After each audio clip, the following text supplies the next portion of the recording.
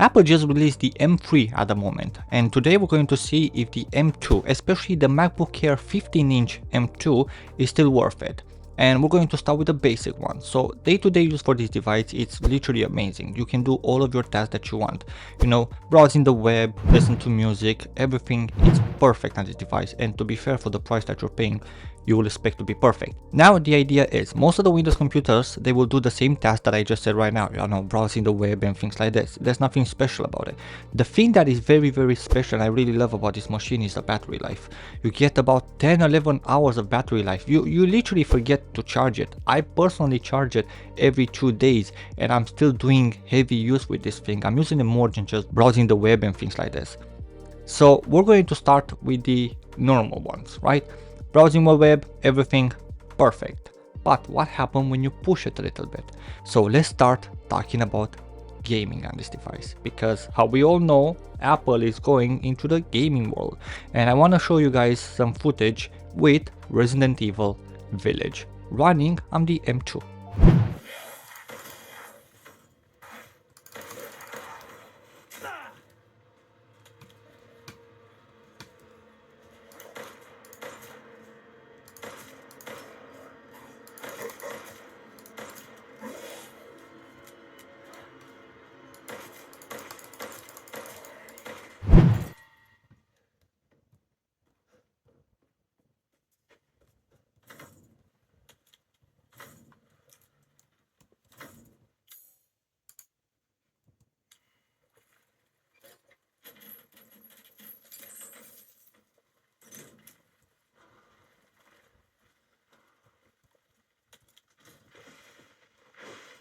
Now, as how you saw, the game works perfectly. I can't even believe that I'm starting a review about a MacBook with gaming. I didn't thought it was possible, but gaming on this device is really, really good. And I'm going to tell you right now, emulation on this device will work perfectly as well. You can emulate, you know, Nintendo Switch games and PSP and PS2s and stuff like that. Now, I'm not going to show you guys footage because my video will be taken down by Nintendo, especially if I show footage, but you will be able to play games and emulate games. Now, what happens if you want to play a game that is not available on macOS? Well, you can emulate on Windows. There are programs, for example, like Parallel Desktops, Crossover, VMware, that you can install Windows and play Windows games on this machine. And most of the games, they run perfectly. I mean, GTA, for example, works perfectly on this device with no extra lag. So you get a lot of advantages buying this thing. Now, let's talk about some heavy stuff. For example, if you go on YouTube, most of the YouTubers, they will say that you won't be able to do any video editing with this device, or if you're going to do it, you're going to be like small video editing, you know, not too advanced. And I have to agree with them. For example, Final Cut, if you want to add transitions and everything, you know, like effects and stuff, the more you add, the more the machine will slow down. So how you can see here, what I did is I cut two clips here, example, from here. Microsoft, so Sony should so from here. So this is my custom transitions, and the rest of them is Apple transition, right? So for example, if I put this simple Apple transition here and I hit play, Microsoft, so Sony should you know, works perfect decent. You know, it won't affect you. You can still see how the transition works.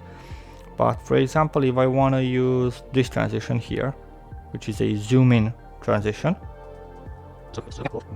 or for example, Microsoft, so Sony should this. How you can see, I'm already having some lag. It's not too big of a deal, but Sony should it's still some lag. And just using that small transition, you get a lag in the preview. Now, don't get me wrong, when you export this clip, it will work perfectly. But running this transition alone with just 2 clips, no extra effects, no nothing, I already got a lag in preview. So editing, you can edit on this device, don't get me wrong, but not too advanced. The more things you use, then this machine will slow down.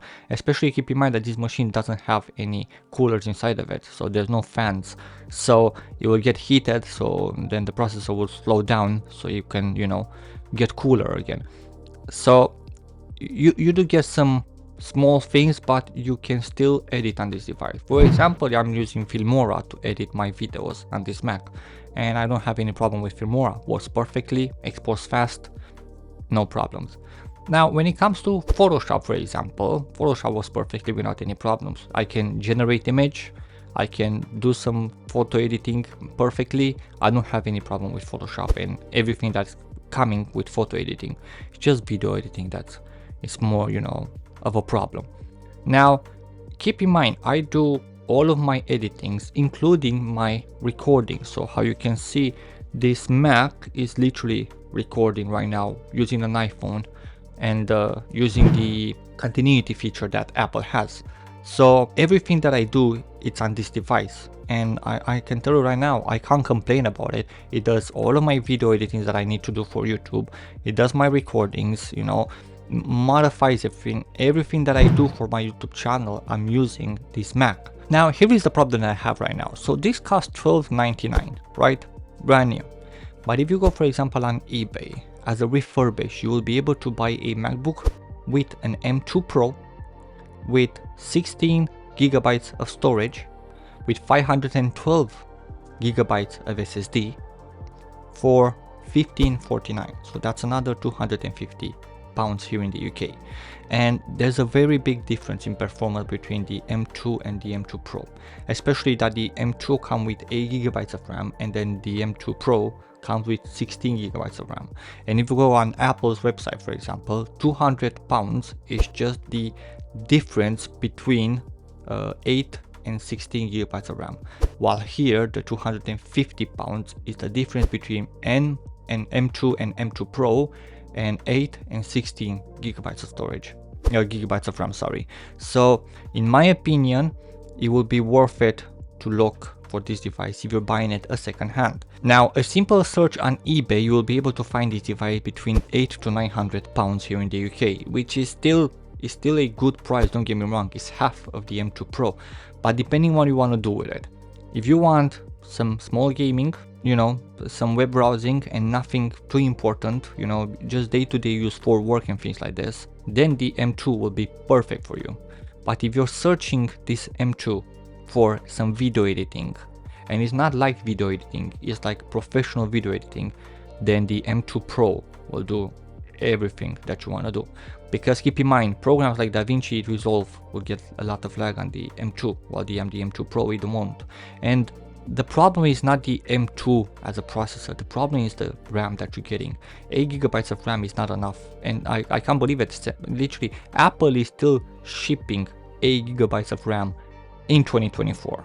I mean, when are going to stop? 2028? So this device is amazing. You can use it for most of the things, from gaming, from listening to music, web browsing, edit some pictures, everything that you want to do.